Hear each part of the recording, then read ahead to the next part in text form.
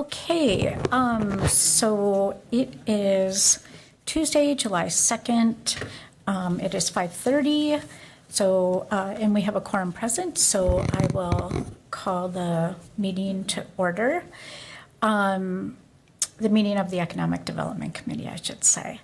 So the first thing on the agenda is approval of the minutes from the June 4th meeting, but we're going to postpone that until the next meeting because they weren't posted in time. So the next, number 2 on the agenda is a presentation by McDevco.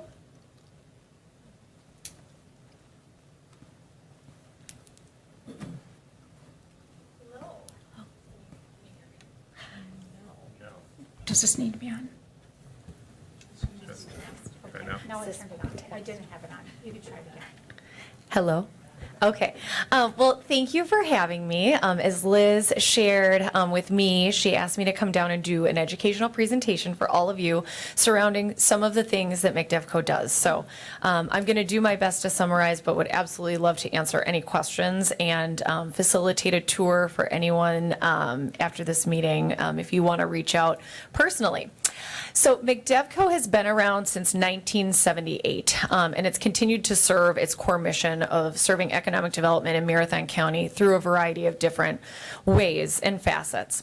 And I'm going to highlight throughout the presentation just my conversation about how we continue to partner with the city to make really great things happen for our small business owners in the city of Wausau as well as Marathon County.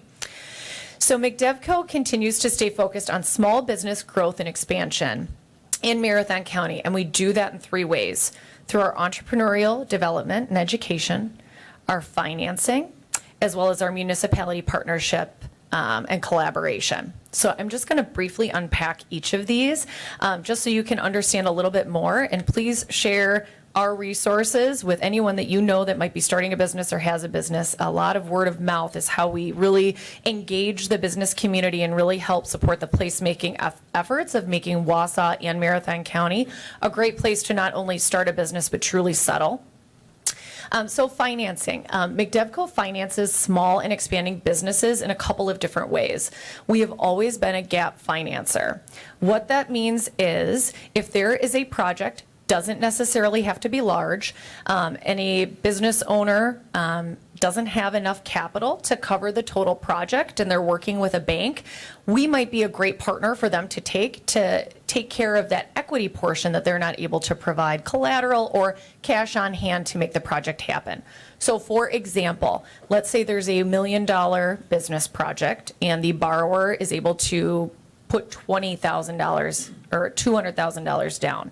There might be an $800,000 gap, and if the bank is only willing to cover 60% of that, we could, in theory, come in for the remaining portion in the form of a loan to help that project get to the finish line. The benefits are that it allows businesses to enter or grow in our area without having the need to leave, to find alternative financing, and also to help some of these business ideas that really need to start today to benefit our community because these things take time. We're able to help get them to the finish line and create some great partnerships with banking institutions to really provide those resources to entrepreneurs. So that's gap financing. We can go up to 40% of a total project. Our rates mirror that of Wall Street Journal Prime, and we work very closely with the lenders to make that happen. That's been something McDevco has done since the 2000s or 90s, and something that we've continued to revisit and modify to meet the needs of businesses. So for example, prior to 2022, McDevco was only able to lend up to 20% on a gap loan. We've modified that to match what SBA can currently do. It's a little bit more applicable and easier to understand for banks and our businesses because it's a model they already understand, and we're able to help take that larger share of the project, which in turn is a greater benefit to that borrower. If they're having to come to the table with less cash to close and they can conserve those funds for the unforeseen things that may come up in business so that they can be successful, that's what we want to see them do. The second loan product that we offer is a microloan. So McDevco just like banks during COVID, banks were doing PPP loans. McDevco was administering grants to small businesses in Marathon County. So I talk about this before I go into microfinancing because I think it's really important to understand the relevancy and why microloans are very impactful for our small businesses in the community as they stand today. So during COVID, McDevco and the city closely partnered, as well as McDevco and Marathon County, to assist small businesses that were operating prior to COVID with $750,000 in grant funds so they could continue to sustain operations. We knew that the grants were coming to a close, and what were we going to do for those businesses as they came out on the other side? A lot of the conversations that we had, pounding the pavement, doing business retention visits, and understanding the needs of the businesses, in addition to what lenders were telling us, was that there's a cash flow problem that impacts small businesses, and they're continuing to face rising costs and all of the other things that have come with the last couple of years. So the McDevco board, as well as the city and the county, we kind of took a look at how we were lending. And we identified that we needed to create a product that was very accessible, easy to understand, and easy to use for our new or existing businesses in the community. So the microloan program was born. These are up to $25,000 loans. We're not working with a lead bank. They're working directly with us. They're 3% interest, which is a far cry from what you're hearing commercially right now. There's a 90-day payment deferral, no prepayment penalty, and very flexible uses so that we're able to assist these either startups or businesses that are in operation gain financing. The banks love this product because instead of saying, hey, you're not eligible, or open a line of credit, which is going to be a higher interest rate, or use a credit card, we're able to offer them something that's more accessible, easy to use, and ultimately something they can potentially pay down faster to continue reinvesting in the community and in their business. The third product that we offer, I won't touch on for too long, but it's a really great loan that we offer for low to moderate income consumers, so not businesses, in Marathon County. So it's a private on-site wastewater treatment system loan fund. We were approached by Marathon County and they said, hey, we've got these resources we want to put forward to help clean up the groundwater in Marathon County. And one of the barriers to cleaning up the groundwater for folks that had septic systems in need of repair was they couldn't afford it, or they couldn't get a conventional loan to replace a system that was anywhere from $10,000 to $30,000. So McDevco became a partner of the county and is assisting low to moderate income households, as well as businesses throughout the county, replace their failing septic systems and provide cleaner groundwater within our community, as well as more hospitable living conditions for them. So it's been very rewarding to administer that fund. I talk about the POUTS fund because I think it's important to note this is available, but I also think it shows the resiliency and adaptability of McDevco. I tell business owners all the time, just like you, even though we're nonprofit or for-profit, we all have to be nimble and adaptable depending on the needs of the community and what's happening around us. This fund is a great example of that. McDevco had never before lent to consumers, and this is something that we're now doing because we believe there's a great community need for it. The second item that we do lives in the space of entrepreneurial development and education. So McDevco has been administering education to small business owners in Marathon County for quite some time. Our flagship program kicks off in fall. It's a GEARS certificate program. It's a 12 to 16-week program where they're getting a high-level overview of things they should consider if they're launching a business, or maybe they establish their LLC or entity and they're not quite sure what to do next. They'll get touches of finance. How do I create a budget? What are some legal implications I should consider? All of those things that they should really think about as they impact their business. The goal is by the time they leave the program, they either decide they're ready to launch their business, they need more time, or it's just not for them. All of those are okay and are wins in our book. We continue to engage these business owners as they leave. One of the biggest components we discuss is we do a financial panel, which the city is part of, as well as some private lenders and WEDC representatives, where we talk about how they can successfully finance their business in creative ways. Maybe they have a property that's in need of repair. what funds are available? What does SBA financing mean? What does gap financing mean? How could I use a different capital stack and approach to finance my business when I don't have a lot of equity as a borrower? So we're really trying to educate and also share some of those terms that come up in banking that can be really intimidating. So we can provide some of that education up front and continue to partner with them so they can be successful. Throughout the year, we offer a variety of programs, and they do vary. So like I talked about, our loan programs get modified based on what's happening in the community. So does our education. And it's very important for us to understand what's already being offered in the community so we don't duplicate those resources, but we also listen to the needs of the business owners. For example, we hosted a sales and use tax workshop earlier this year. One of the catalysts to this was we managed the business incubator, which I'll touch on in a minute. It has a very robust and thriving manufacturing side of its incubation premise. And those manufacturers usually need to know more about sales and use tax. So we thought, hey, we're full in occupancy there. This is something they need. Let's create a program for it.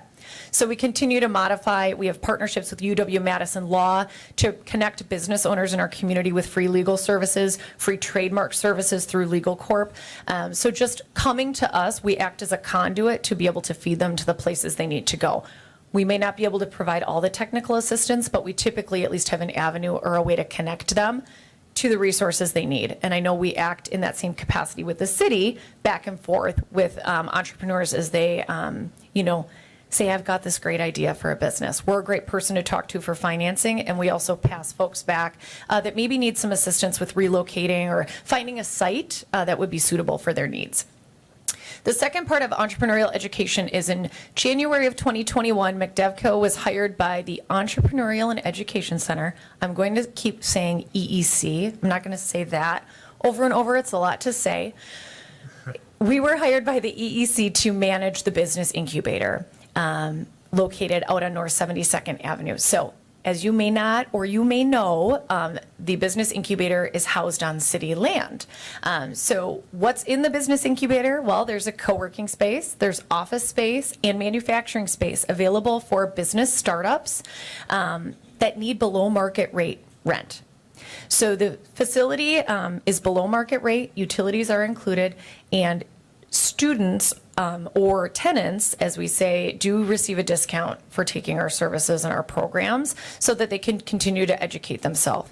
The idea is that after they're there 3 to 5 years, we're then assisting them get out in the community, and we start the cycle all over again with a business startup. We've seen the ecosystem work perfectly, where they've started in the co-working space, moved to office, and then moved out into the community into a vacant storefront. We've seen them move from manufacturing, receive our financing, and move out. So just a really nice ecosystem of how we can help them as they grow their business. When McDevco took over, the space was 60% full. We were 88% full at the end of last year and are holding steady at 85% full. And that's a good thing that we see those fluctuations up and down, because that means businesses are moving out into the community and we're able to begin feeding new businesses in. And then the third piece of what we do is municipality partnership and connection. So municipality convenes the 59 municipalities in Marathon County quarterly or as needed to discuss topics that are relevant in our community. Could be discussing what's going well in Wausau that we may be able to share with this community, or what did you do with this? It's just a really great collaborative, safe space where we can also talk about resources available through partners such as WEDC and make sure we're all maximizing what our communities need to be successful. McDevco would not be successful without the partnership of the city of Wausau, so we're very grateful for the partnership we received there and the entrepreneurs that we're able to assist together. It's a little bit about what we do, so if you have any questions, I'd be happy to answer any. Any questions? I've gone out and toured the incubator, and Yeah. I recommend it to anyone who can find a couple hours out of their day and go out there. So it's a great place. Yeah, Thanks. thank you. I have too, and I would agree that it's well worth touring it.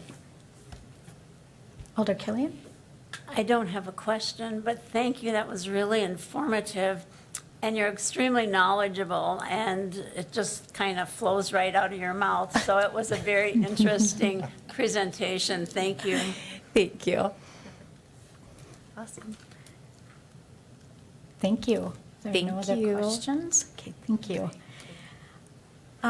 So moving on to agenda item 3 then, discussion and possible action on sale of 1210 North 3rd Street to DNA Taverns LLC. Dr. Brodick. Sure. So Randy's memo and Ms. Dadabo, Dadabo, sorry, thank you, Dadabo. I just learned that, and I should know. So the Randy's memo and Ms. Dadabo's request letter are in the packet and lay out the request and the desire for the sale of the remnant city-owned parcel. So this is an outright sale to an adjacent property owner, which is allowed in our property disposition policy and specifically called out there. So staff does recommend the sale of at the assessed value of $6,900. If you have any questions, I am here to help. Attorney Jacobson is here, and Ms. Dadabo is also here to answer any questions about the business. Yes. I had the opportunity to drive over there and walk around a little bit, and it sounds like a really neat project. My question is, where is the driveway going to go? Because they're indicating a rear parking lot, so where's that driveway going to go? So Bill Hebert, our head of inspections, emailed earlier today, and he said that they are working that out. That's a question for engineering, but Alan, who would be able to answer that, is out this week, so I don't know right now. My concern was that if there's that green space between the vacant building and the single-family residence to the north, if the driveway had to go there, wouldn't that be a problem for the single-family residents? So I'm wondering if there's been any public input regarding this project. I don't know. I don't know if, Ms. Dadabo, if you've had any public input or talked to the neighbors, or have a contemplation of where that driveway would go yet. Yes, so I actually acquired an easement on the back side of the property, so there's an easement where we would be able to gain alleyway access from the adjacent landowner to be able to pull in. So there are different specs for a pull-through drive. It sounds like 3rd Street construction is potentially applicable to have a pull-through, and/or we would have access to just pulling in through the back entrance. In regards to the property owner next door, I have not been able to get a hold of him, but the property owner on the back side I have been able to be in contact with. How about across the street? Across There the are street. two single-family, the lack of 3rd Street parking probably sounds very nice, but my concern is the driveway and if there's been any public input regarding the process, so I think that would be important. Okay, yeah, I can certainly reach out to the single-family homeowners. I haven't spoken to them. I know the business owner across the street is also in favor of, additional parking in regards to just how busy. I own a couple of different businesses, and I think my LLCs are listed. I take things that are really cool and iconic, and I kind of just add to them. So I know the street traffic specifically will probably increase. I know when they've held bans at that business establishment before, the 3rd Street parking does become very obstructed. So I'm hoping that if I do have conversations with those single-family homeowners, they'll appreciate maybe not having all those cars along 3rd, so.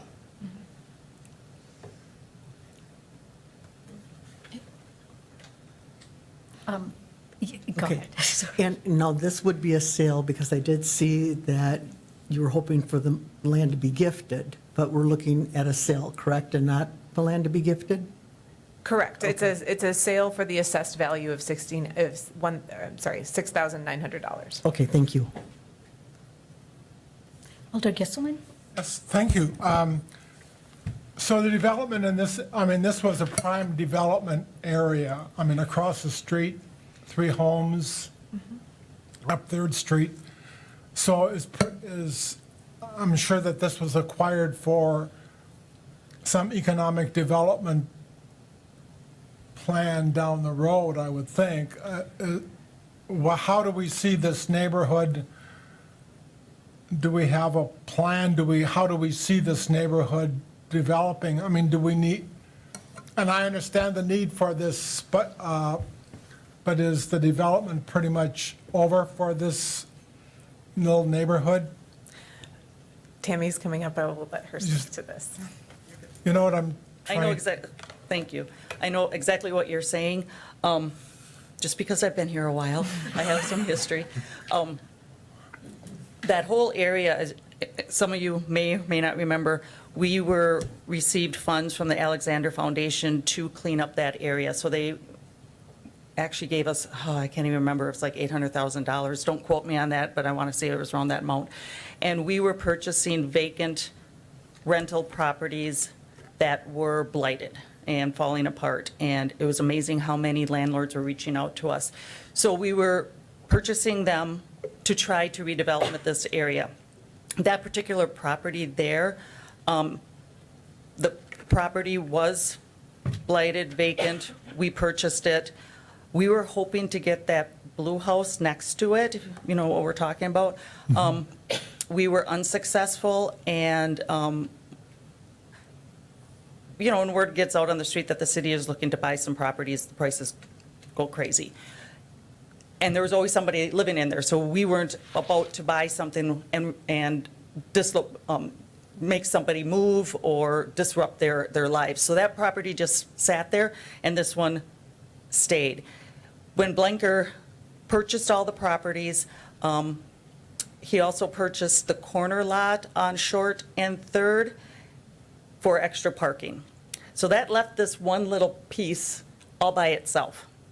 And there's nothing really left to develop over there. So it kind of makes sense that if the next door neighbor wants it and they can use it for something, I think it's a win-win for all of us, because we don't see a use for it anymore. no, I understand. Well, the city had the corner lot, I mean, and then we sold it to Blanker. Correct. There's a big storm sewer going through that. We were hoping to be able to build something, but we were told we couldn't. Stinchfield Creek. You But got it, anyways, yes. So do we know how much we pay, I mean, when we sold to Blanker, that corner lot, do we know? I couldn't answer that question. I don't know.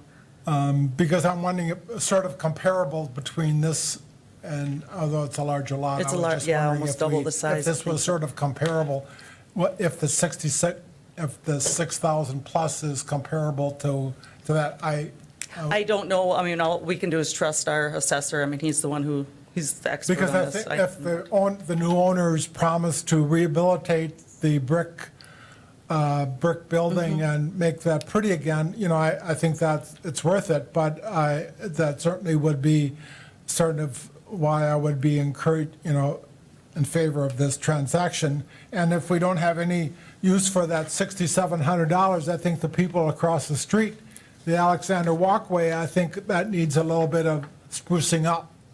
So I think the neighborhood would appreciate a little bit of attention to those three lots across the street.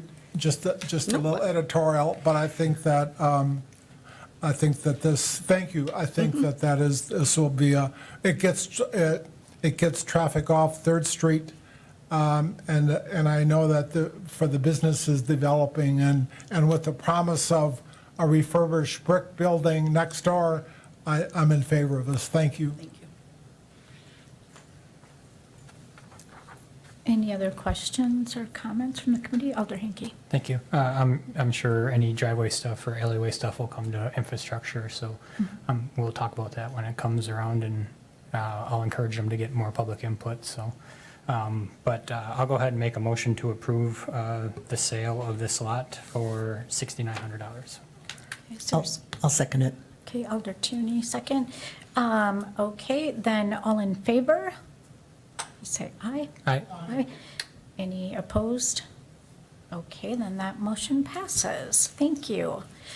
Next on the agenda, number 4 is an update regarding the Thomas Street redevelopment, DNR WAM grant, and potential transfer to Wausau Community Development Authority. Director Brodick. Yes, thank you. So I included this item on the agenda and the memo in the packet, which is as robust as it is, because we've had some confusion about the timeline of events and the procedure. So I laid out everything as it happened. As we move through the development process, I also wanted to tee up the conversation about transferring the properties to the CDA because they're an eligible entity for the Ready for Reuse grant, which is a remediation grant that comes after the WAM grant that assists in cleanup. So we're not asking for that today. That request would come before this committee after the phase one is signed. We do have Gina Larson, who is the WAM grant administrator, on the line today. So if we have any questions specifically for her, she was gracious enough to join or to offer her time at the very last minute. And just as an update for the committee, as of today, we still do not have a signed contract for the phase one testing. So we are still kind of in a holding pattern. There's really nothing that the city can do to speed that up. And it'll kind of take its course. So there is really, there's nothing that it doesn't make sense for us to do anything at this point other than let the testing play out as it will.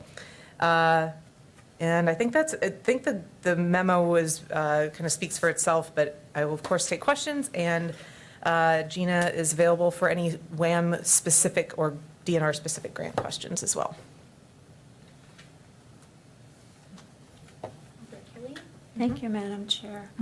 I haven't generally spoken at any great length regarding most issues, but my concerns regarding the matters with which we're dealing are serious, and I feel that as a representative of the residents of the city, I have to express those serious concerns this evening. And I appreciate the update on the Thomas Street parcels, and I'm extremely pleased that my communications were included in the packet. I do have concerns about some of these things. First of all, it's my opinion that this entire process was in direct conflict with the March 12th directive of the City Council. Whoever encouraged and carried out the inappropriate RFPs without the Thomas Street parcels was, to my knowledge, doing so without proper authority and acted blatantly against council directives. Then it appears to me that Ms. Brodick laid out in the packet merely that I chose not to meet with her. However, it was my feeling that it was inappropriate to meet with her in discussions or meetings that further undermined the directives of the council. This request for a meeting with me felt like an excuse for releasing the inappropriate RFP and for not following the direction of the mayor when he asked to correct the RFP. Instead, a second RFP was issued without the Thomas Street parcels. I did discuss the request for a meeting with Mayor Denny, and he indicated that I should hold off on that. Regarding the requested meeting with Ms. Brodick, the mayor, and the DNR, I spoke with Mayor Denny immediately upon the request for such a meeting. He and I discussed the fact that the resolution had already been passed and formally approved by the City Council prior to my time, and that further meetings and actions that were already against council directives would be inappropriate. Therefore, the mayor agreed that a second meeting with the DNR was unnecessary, and he notified Ms. Brodick of such. Next, regarding Ms. Brodick's reasoning that putting out an RFP for the Thomas Street parcels may affect the WAM grant. When Mayor Denny communicated to me that that was one of the reasons for not including the Thomas Street parcels, I shortly thereafter made a phone call to Matt Thompson at the DNR and asked if an RFP for the Thomas Street parcels would negatively impact the grant. Mr. Thompson said that it should not affect the grant. Therefore, one phone call to Mr. Thompson took me 5 minutes. That issue should not have delayed putting out the RFP as directed by council, and it would not have been another reason to exclude the Thomas Street parcels.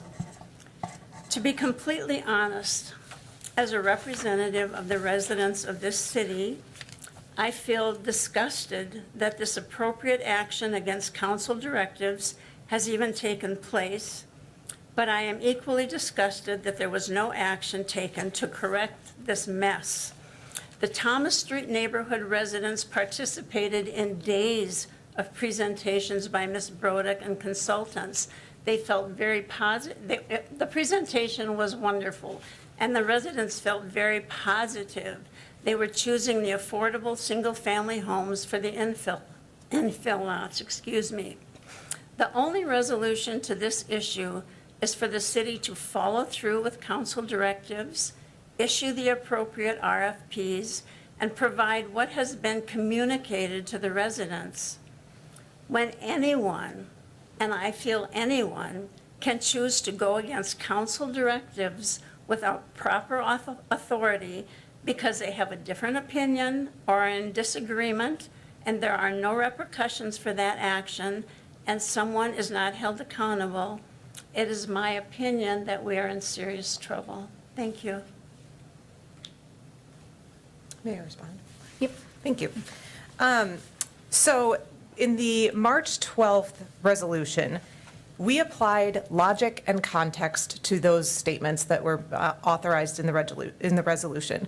Logic dictates that because we didn't have a grant approval, we couldn't RFP the parcels because we didn't know what was going to happen with them. Context, as you see in the memo, also shows that the conversation and consensus was that we would RFP the parcels on Jefferson and Bridge that were ready to go. So we did that.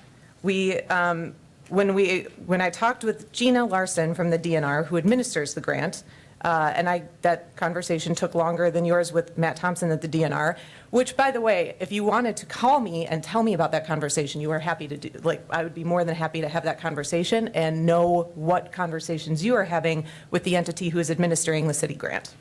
So the resolution, like I said, was passed prior to the WHAM grant being approved.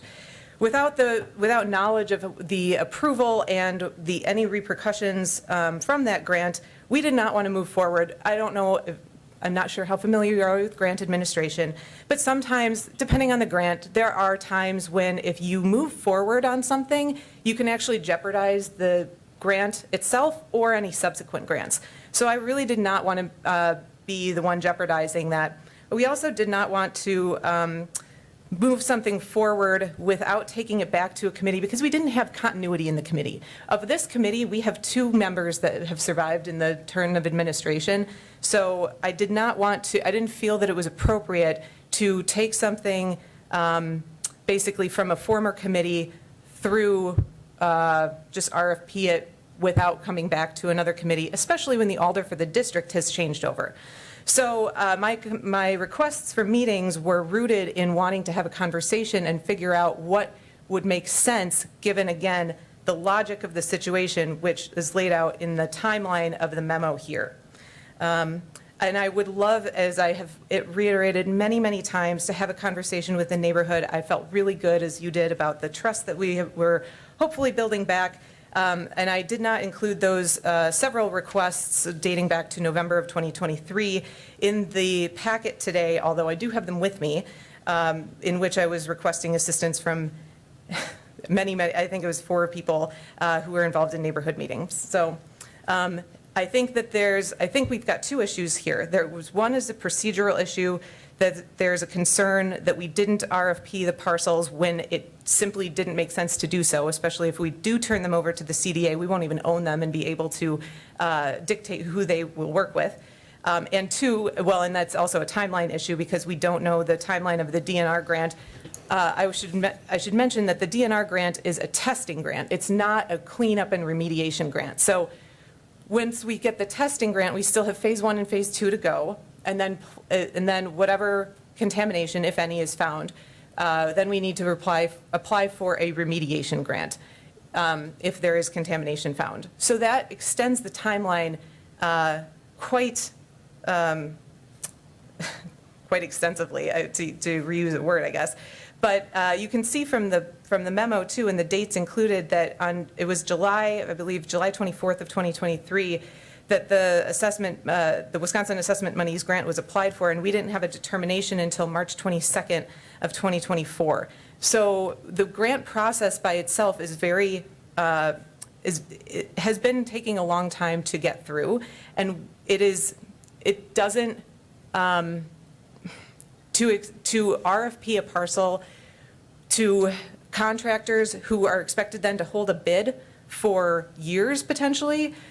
Simply doesn't make sense. And this is why I was hoping to have those meetings so that we could figure out something that was that made sense to you and kept the city kind of in a good light with a small pool of contractors that we have to work with. So I think that's all I wanted to say.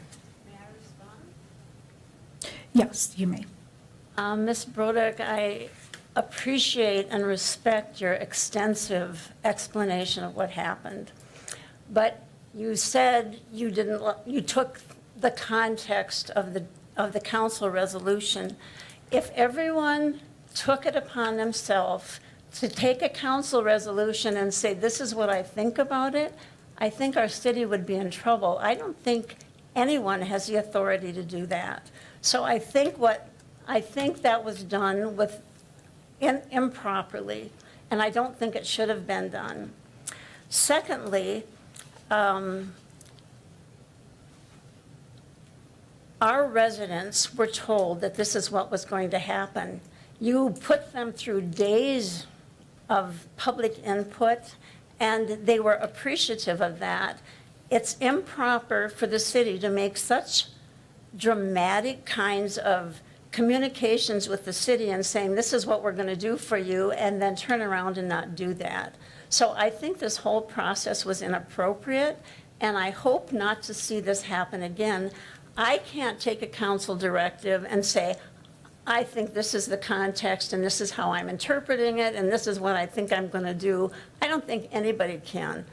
It's the staff's job to carry out the directives of the council, and I think we're in serious trouble if this ever happens again, or if this goes uncorrected. Thank you. So I'd like to offer, did you want to respond at all? Go for it. So in looking at this, with the council resolution, I've done a lot of background into just all of the Thomas Street industry pollution. I've been doing that recently, much deeper dive. And my recollection from the resolution is that the RFPs were to be issued simultaneously, but I thought that it was also as they became available. Is that it? Yeah, whereas the department will issue a request for bids on infill housing at 722 and 727 Jefferson Street, 1019 West Bridge Street, and city-owned parcels on East Thomas Street. Bids will be issued simultaneously, and development will begin on lots that are most immediately ready for development. So I guess in my mind, that has been it didn't just say for all of them simultaneously. And development will begin on lots that are most immediately ready for development. I guess if we look at it that bids will be issued simultaneously, okay, that's one part. But the most immediately ready for development, as I've thought about this, I've thought a lot about our recent, the parcel on the North Riverfront. And really the big discussion about that was that, the study needed to be done on the Wausau Chemical property. So it seems to me that, okay, we held off on that because we weren't sure how long that would take on the Wausau Chemical property, but so it seems to me this is the same situation that I'm extremely concerned about the safety of building on the Thomas Street parcels until the studies are done. Like, I want that to be done before before we move ahead. And the thing is, with issuing RFPs right now, my own view on that is that could be some time. It's already taken some time. And so for the phase 1 and phase 2, that could be a while. And we desperately need affordable housing on Thomas Street, on all those parcels. We desperately need that for the residents. We need it at 700 Grand Avenue. We desperately need affordable housing. So I am 100% behind, that being done on Thomas Street. But my concern is that I want to see the results of that first. And I guess so in my head, all along with resolution, it was that, as the second part. And I realize that's not, it says bids will be issued simultaneously, but that just seems to be then the opposite. If we move ahead on that right now and issue RFPs, one of the reasons for not doing that with the North Riverfront, that was told to me specifically, was that it would be disingenuous. So to me, it seems this is the same type of situation. If we are asking, if we're issuing those for the Thomas Street properties, but it could be some time, then it would seem to me that we would want those to be aligned. Alder Tierney. Okay, I know what you're saying about the Wausau Chemical, but there was not an RFP, there was not a directive by City Council to do this. This said that the RFP would be simultaneous for these 3 properties. That's what it says. And then we would move forward with the properties that we're most ready to move forward with.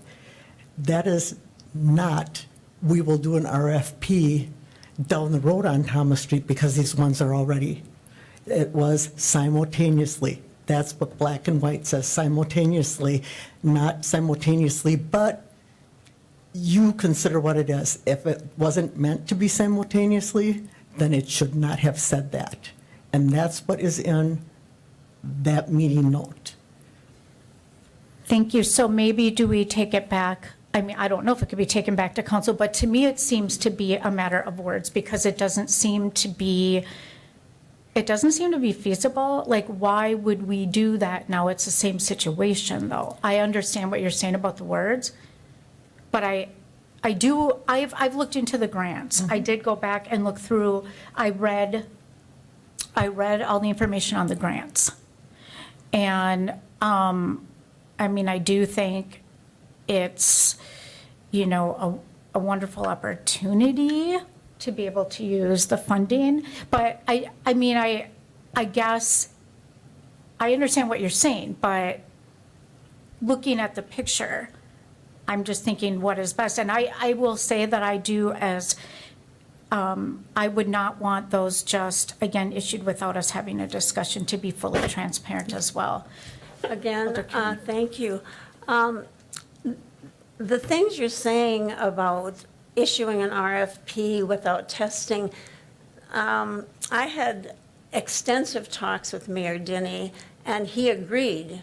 RFPs can be issued to contractors identifying the fact that the DNR is going to be testing those properties and that those properties will be ready to build once the DNR is done. So if that RFP is issued, it tells the builders, this is what you have coming to you in the future. Are you interested? It's giving them the option, and that's why those were issued simultaneously.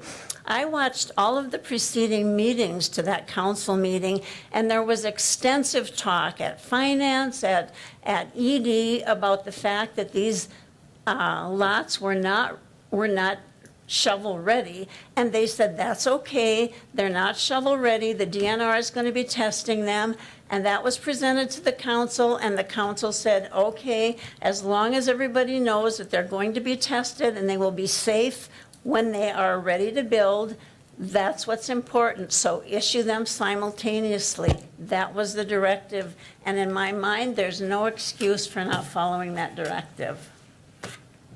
Thank you. I will just add, I understand what you're saying. I'm just going to add again, though, I do think it's kind of a double standard, though, as I'm not saying this is right or wrong.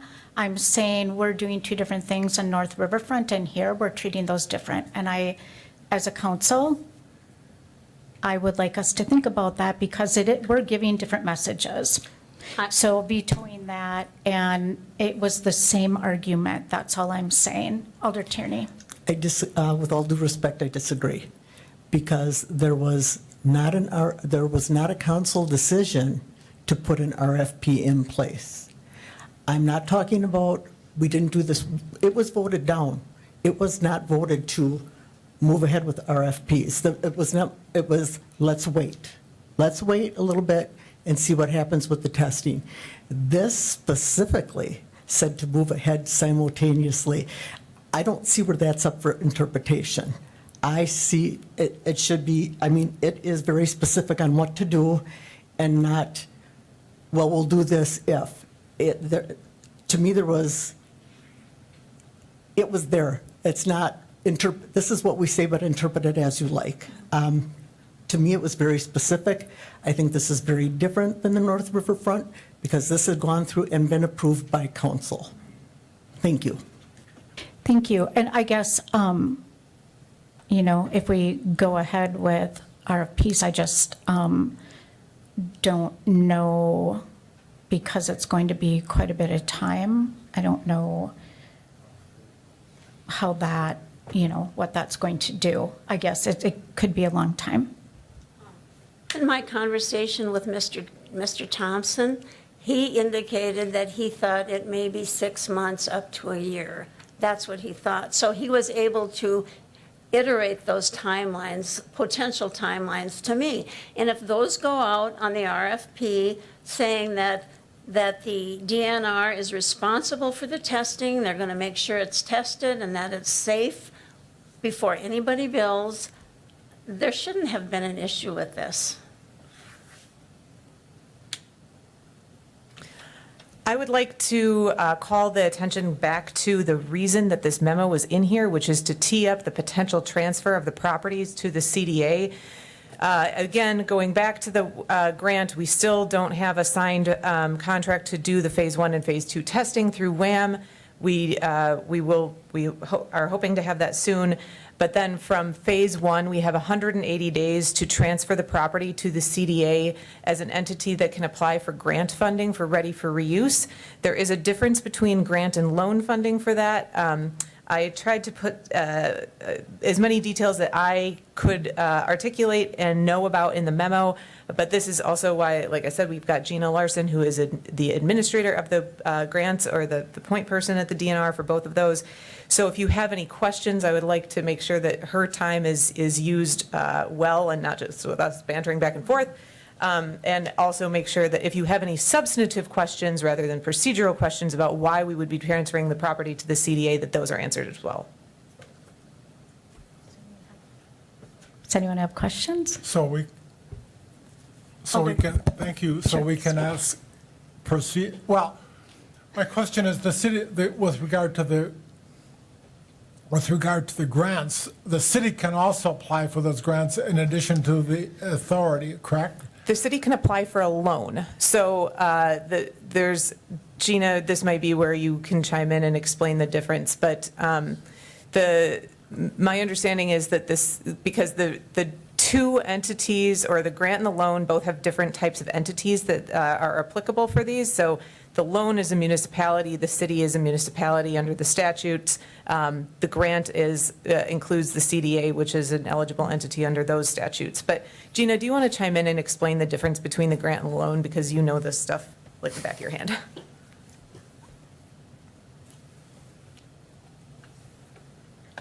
If you're trying to talk, you're on mute. Okay. Yep, we can hear you very, Andy's going to get the volume up. Yeah, so just to back up, both of these programs, while they function separately under separate cooperative agreements from the EPA, they both are funded, capitalized through the funding that we compete at the federal level for. So, the grant and loan ready for use cleanup money, that has certain eligibility criteria attached to it at the federal level. And my understanding from talking with Liz through this kind of process with these properties is that we weren't able to pin down the way that some of the properties were acquired. We weren't able to verify that they would be eligible because they have to have circle liability defense, and the easiest way to get that is to do this phase one, all appropriate inquiry, qualifying phase one within 180 days prior to taking title of the property. And my understanding is that these properties were acquired over time as they became available. They were not acquired involuntarily, that they were maybe purchased. And so that would make them ineligible for the Ready for Reuse program. It would make the city as the owner ineligible to be an applicant. And so by transferring the title of those properties to a separate entity, the CDA or RDA, and doing that all appropriate inquiry qualifying phase one assessment, that would qualify the entity that you transfer the properties to be an applicant for a grant, for the Ready for Reuse grant. And you could apply to us. We have the Ready for Reuse program is a statewide program that we run. The EPA also gives out money directly. So if for some reason we don't have grant funding, the CDA would be eligible to then apply directly to EPA for those funds as well, if cleanup is needed, which of course we won't know until an investigation is complete. Does that help?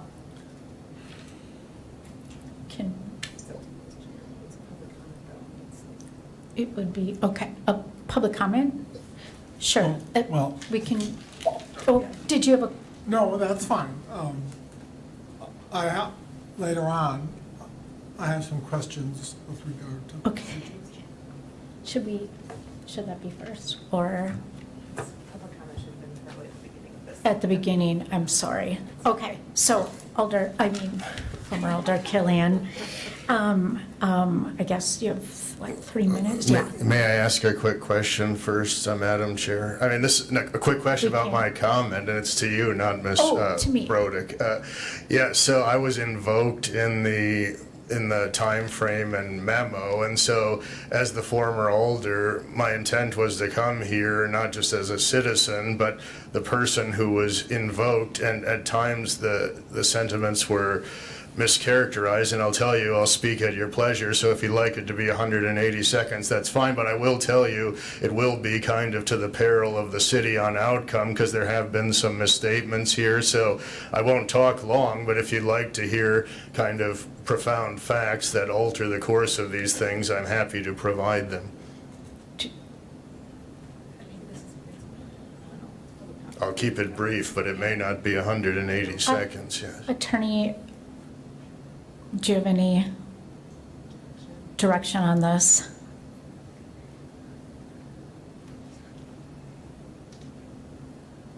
So is your question whether the citizen can speak for 3 minutes or longer? Is that your question? I mean, you've recognized this person to speak Yeah. as the chair. I guess. Your rules apply to both the council and the standing committees, and under the citizens' rights to address council, they're given 3 minutes, but that can be waived by the chair or consensus of the committee. So it's really your choice. Does that help answer your question? Why don't you let him start and see how far he gets in 3 minutes, and then you Okay, can make thank a you. decision. Thank you. And you have my word, I'll be brief. I just didn't know if it could be, a few seconds more. And I'm just new to this, so. Thank you. So, and I appreciate Ms. Larson's commentary, but I've dealt with the DNR for many years, and often half the time you'll hear the DNR say they don't have the authority to deal with kind of blatant contamination, so clearly they don't have the authority to override municipal code or our rules, and so that's really the case at hand here. And it was stated about logic and context that during March 7th and 12th, and unfortunately neither of these resolutions that are being kind of editorialized are in the packet for the committee or public. But as I told Ms. Jacobson yesterday, and I went through about an hour-long inventory of potential problems on inaccuracies or mischaracterizations in the packet, but one benefit you did not have, Madam Chair, was a direct phone conversation that I had with Ms. Brodick on March 7th in the afternoon, and that was leading up to the meeting that evening, and essentially the meat of that conversation. And if it's in dispute factually, I'd like to hear it on the record right now for the cameras, right into the microphone. But I was told that the Thomas Street parcels were indeed intended to be put into that RFP on March 7th. And when I brought it to Ms. Broek's attention that there was confusion from me and some residents, I was told, sorry, I thought that was clear that more homes at a later date meant it would be all encompassing of Thomas Street.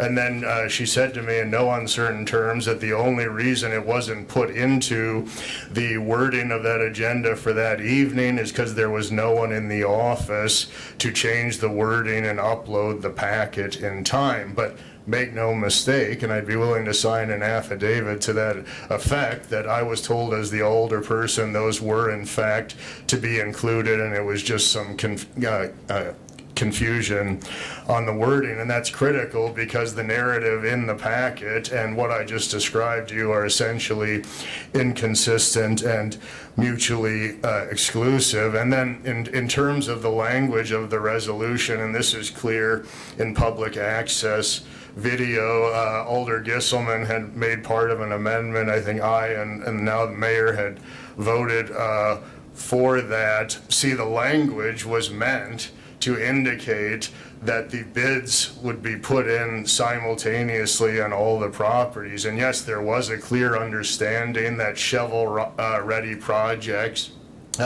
would be taken as they come, but never was there any directive from the council to exclude Thomas Street. And if I may, I'd like to give you just one kind of diffusing example, which... Your time is 3 minutes, sorry. Oh, It's a, My pleasure, and I would think that all rich developers who come to speak here can only speak for 3 minutes as well, if that's what the citizens get. Thank you.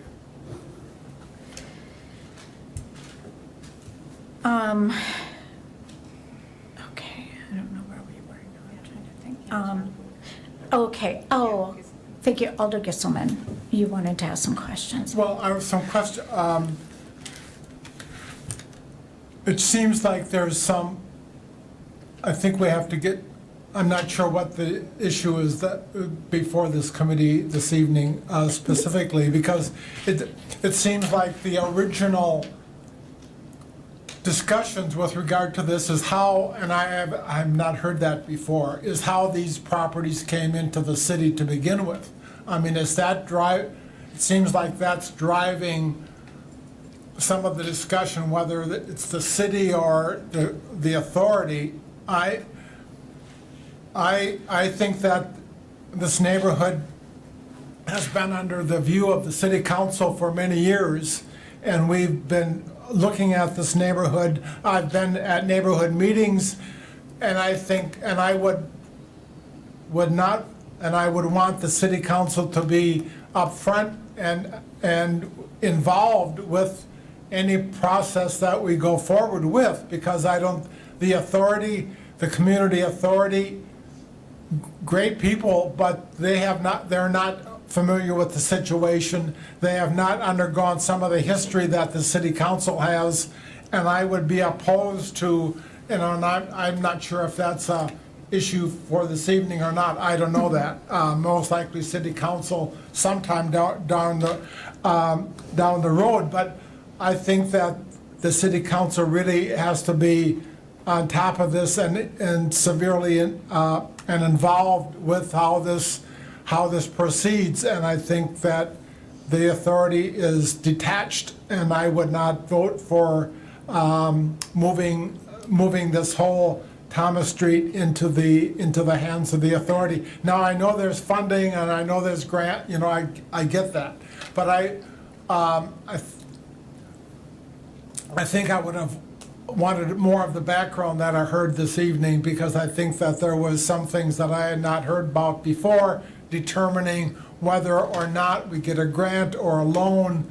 I think I just need, and maybe it's not possible, but that type of things just throws me into doubt. But I came here thinking that we would be talking about indeed the transferring of the property to the authority, and I would be speaking against that because I think the city council, as well as this committee, should have a fine eye on how this proceeds, constant eye on how this proceeds with Thomas Street as well as with the other developments. So with that, I thank you. Thank you. We have alders that serve on the board, and Alder Henke is one. Did you want to? Yeah, I was just gonna say, there's two of us on the CDA board. I've been on it for 2 years now. Any decision we make there, I believe, has to come to council. It doesn't? Oh, okay. CDA is a completely separate entity, and that is part of the reason we would be looking to transfer the parcels there, because if we don't, then it depends on the method of acquisition for the parcels, but we may not be able to apply for a ready for reuse grant or loan if we do not transfer the parcels. If it makes you feel any better, Alder Gisselman, I'll ask that they always come to the board, and I'm sure we'd vote to bring it to the full council, any major decisions we do make, so, thank you. To transfer the parcels would have to come to the council, but thereafter would not be required, but you could make it a condition of transfer potentially. Correct. Again, and I've read through all the grant information for the ready to reuse and the WAM, and it's to protect the city. It's to help. For funding, really.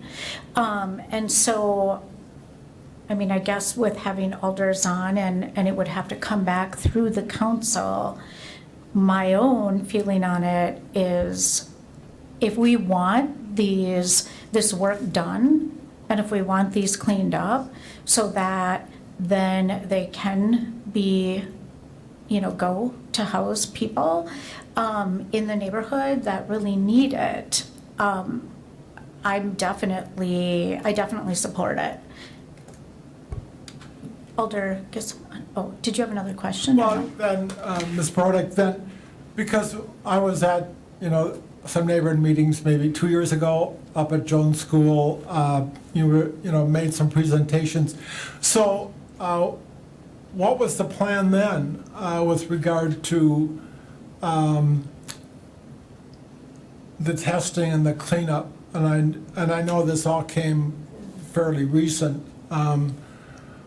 I thought, because at that time, the neighborhood was heavily involved, and I'm sure it's continued to be heavily involved, and I guess I wasn't aware of the future timeline at that time, but if there's a little bit of background, we'd appreciate that. Thank you. Absolutely. So when we held those, the first round of neighborhood meetings in, I believe it was March and April of 2023, it was one at GD Jones and one at, I think, the Riverside Shelter. The plan was then that we would be applying for the Wisconsin Assessment Monies grant through the DNR, because we have 13 parcels. This took a while to compile. So we, like I said, submitted the grant in totality, plus we had to put on layer in some EPA environmental justice qualifiers. And so when we submitted that, we were told it was going to be a 6 to 8 week turnaround. And then obviously we didn't get the results back until, or the award back until March of 24.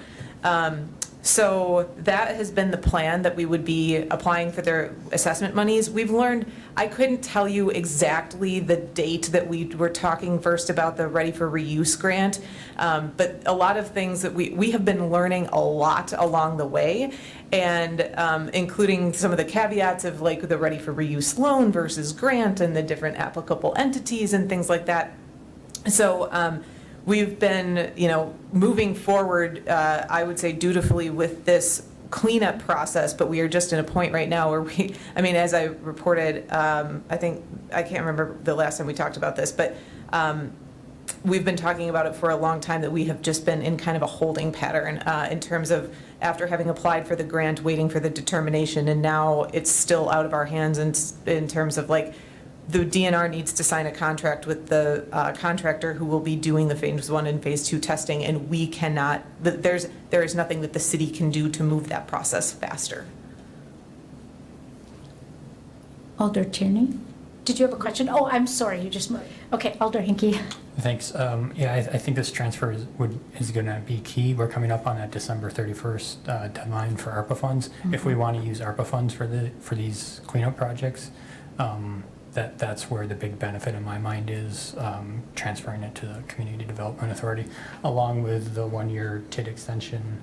That just, I think that's where the value of transferring it is. Thank you.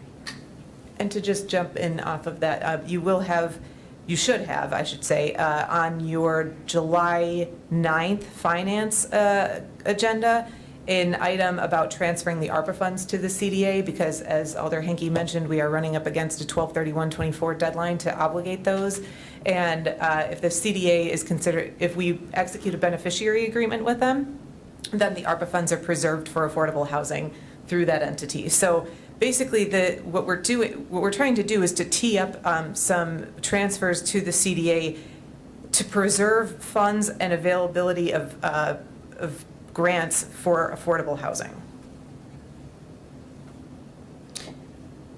Thank you for that. Does anyone have any other questions for Ms. Larson on the grant, on either grant?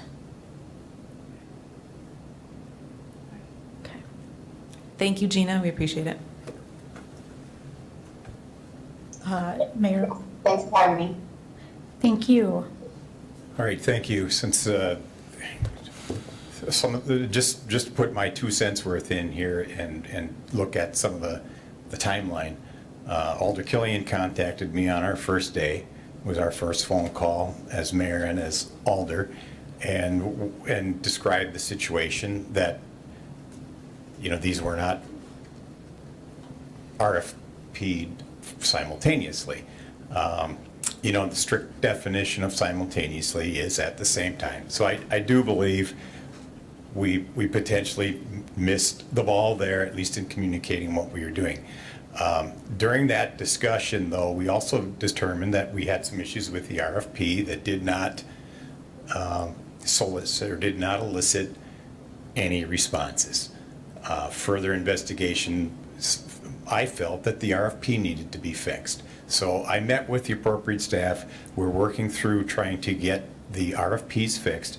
My commitment and my goal is that we fix the RFP that generates infill housing and that we include Thomas Street. I let some of this play out because I don't know whether it's the best answer to put this with the CDA or not. But I don't think it serves a purpose to take extra pounds of flesh out of staff at this point. They are working to correct the RFP.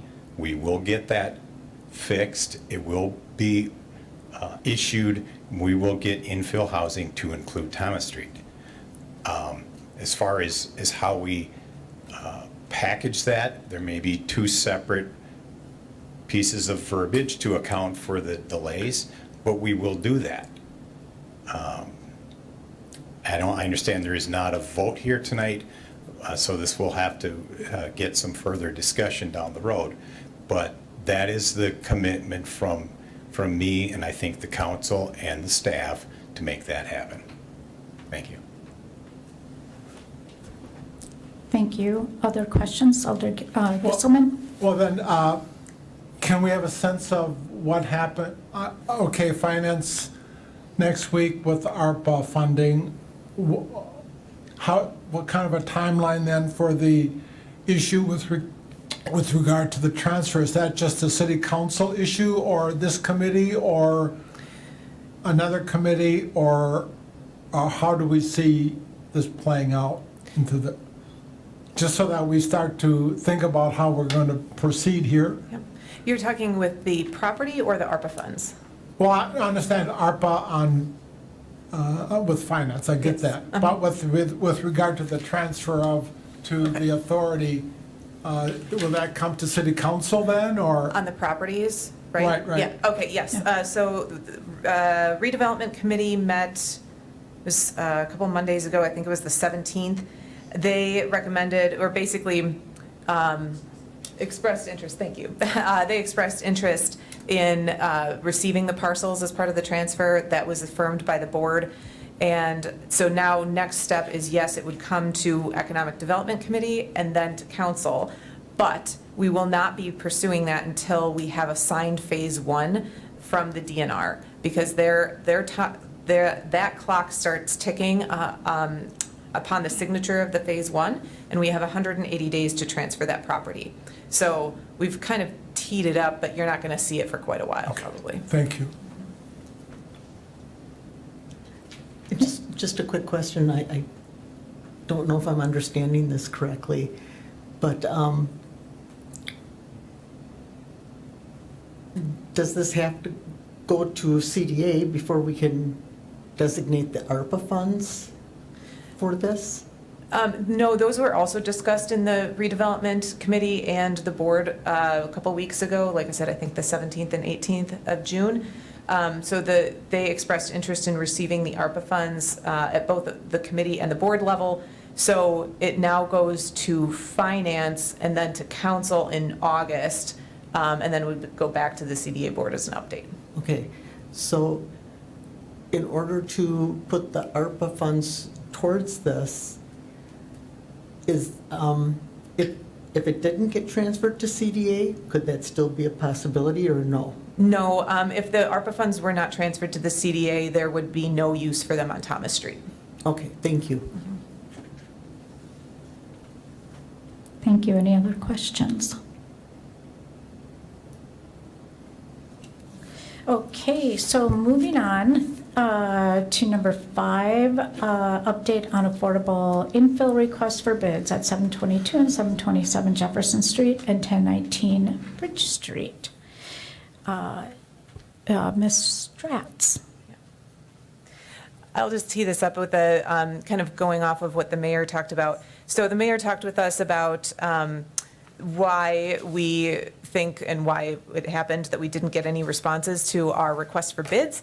So the mayor and Tammy have reached out to the contractors that were contacted, and we learned some good stuff that Tammy's going to share with you. Thank you. Apparently, the big question, well, there's a couple of moving things going on. The big question with the contractors that we talked to was the definition between modular home and manufactured home in the HUD world, and all the discussions that we've had in our trainings, they're one and the same. Obviously, that's not true, which we've learned. Modular homes they're different, and when you put them together, those that do modular homes and those that do manufacturing is more of the mobile home type thing. They don't want to compete with one another. So when the contractors received the request for bids, they looked at it and went, okay, we don't know exactly how we're supposed to bid this, so they didn't. I've talked to, I think we personally sent them out to a dozen. Obviously, we advertised, we did all these different things. We only put out the bid once. It went on our website twice, but we didn't do a second RF request for bids. It just went out once. I just want to make sure everybody understands that. We reached out to these contractors 3 times, just saying, hey, are you interested? Do you have any questions? Because we weren't getting any questions. And then we didn't get any bids at all. We reached out again, and that's when I was able to actually talk with a few of them, and we did get a direction of we need to be more specific about how we're going to piece these together. The other issue is the modular home contractors, they sell the home. Typically, they sell the home to the homeowner, and then the homeowner is the general contractor for getting the concrete, the electrical, the plumbing, all those things. So they are not used to subbing out where we would require them to be the general. We don't have the time to be a general. I can't sit on a lot watching all these things and timing things out. So we always hire a general who does everything. talked to a couple of them. I think I've got them convinced that if we do this, they will look at it, but they also want these piecemealed. They don't want to get bombarded with how many different parcels, because they're, right now, when they're building houses, one of them told me they're a year out. It takes 6 months to build them in their shop, and then they move the panels, and it's a different language that I'm used to. I've stick-built stuff, so this is different for me. So it's trying to get this group of contractors that I thought would be really easy to do something in our world that's different in their world, if that makes sense. A lot of the contractors are from smaller communities, and I've actually been told they're afraid of big old Wausau. They don't want to have to deal with us.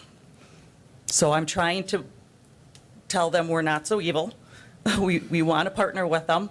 And I think we've had a couple of good conversations.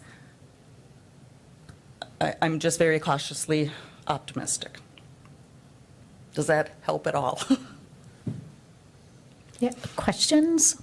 Alder Gisselman? The house being built by Habitat on the corner of Second and DeKalb, is that manufactured? That's stick build from the high school kids. Those are built on site at the schools, and then, in two separate. Right. Yep, and then they're moved from a moving company and then put together.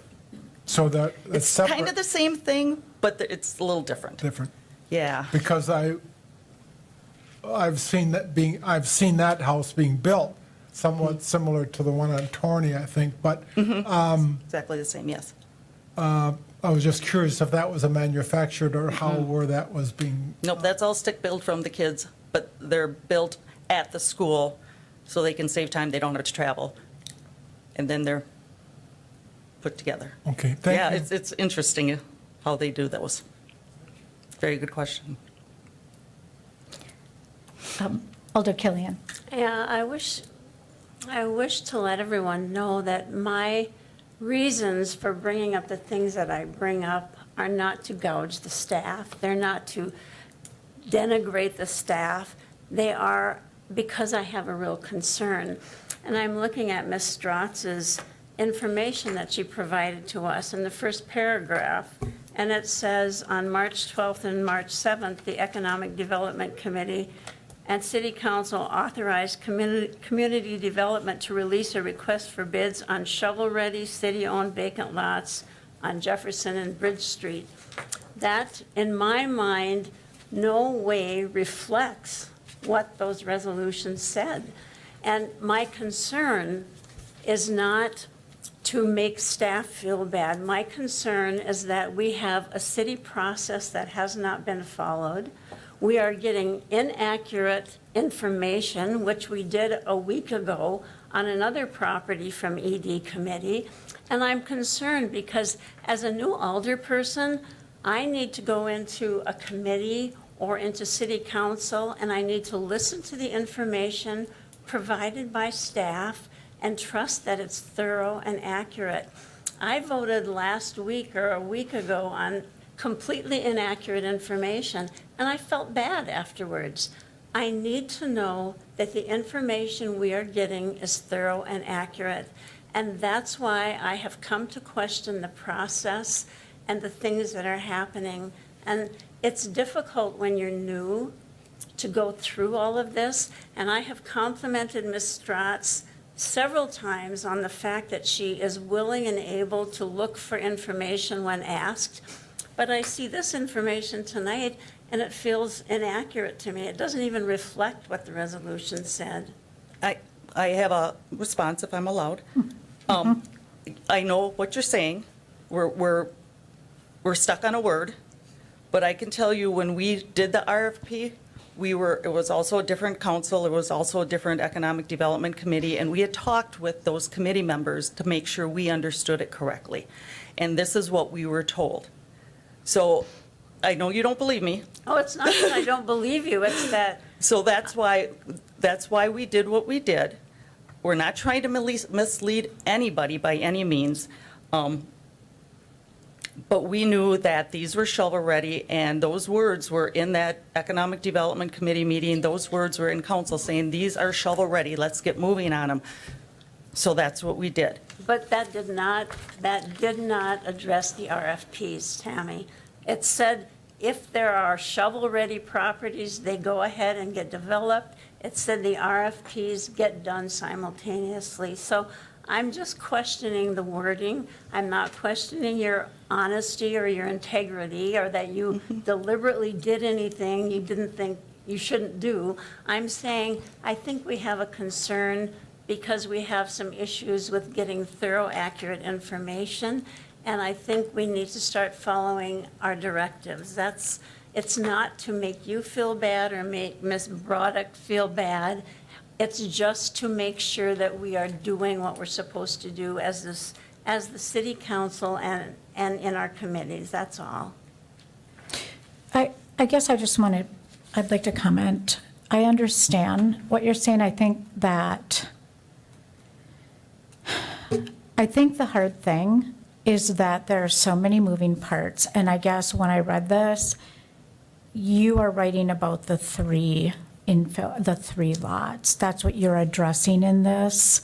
So I'm guessing I understand what you're saying. I understand what you're saying, but I guess I don't think the intent is to mislead either, and I guess I just,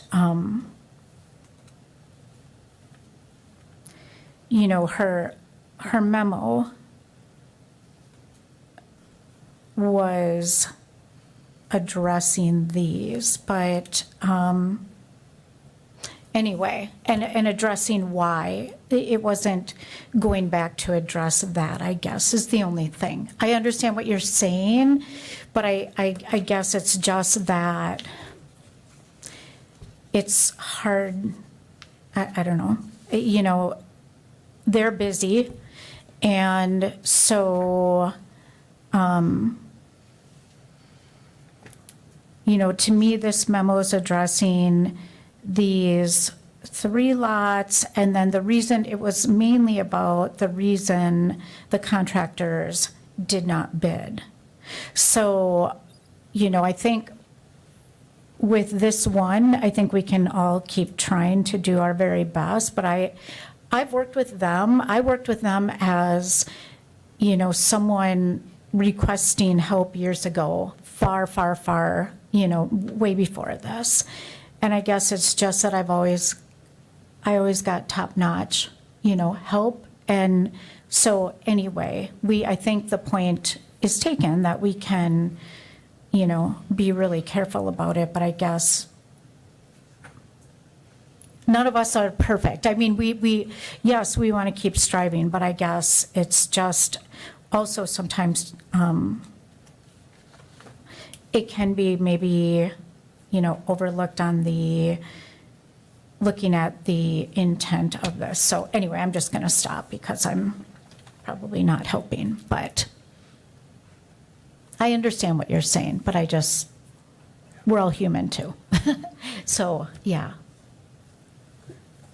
Any other questions or comments? Okay. Thank you, Manager Strotz. So moving on then, this is the last meeting of Director Broderick.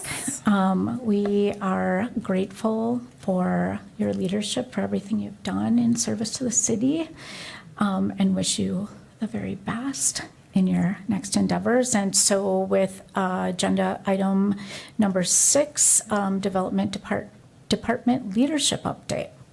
Yes, so I am pleased to announce that Randy Pfeifrick, our Economic Development Manager, was named Interim Director, and he will take over all Development Department point of contact directorship duties, as well as the CDA Executive Director functions as of July 8th.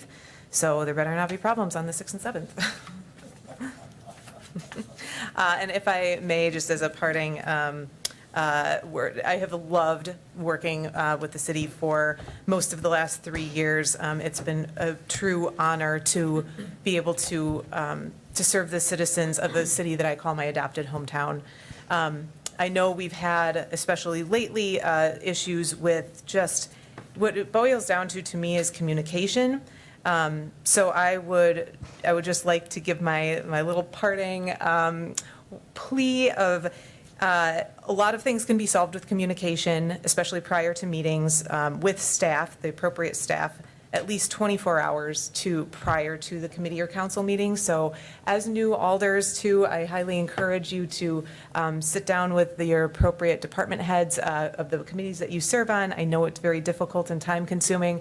I really hope that we have a better onboarding process for council as a whole going forward soon. But again, just really appreciate being able to serve in this role for almost 3 years. Thank you. Alder Hanky. Yeah, thanks. We started around the same time, and I just want to say thanks for learning with me. Stay in touch.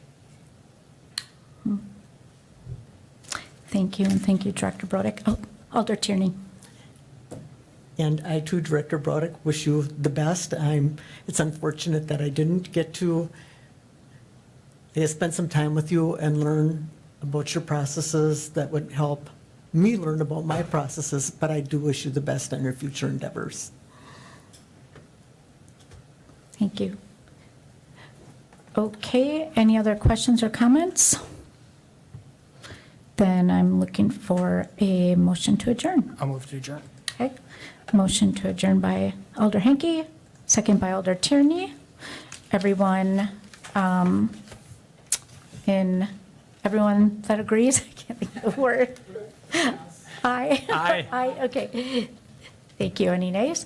Okay, meeting is adjourned. Thank you.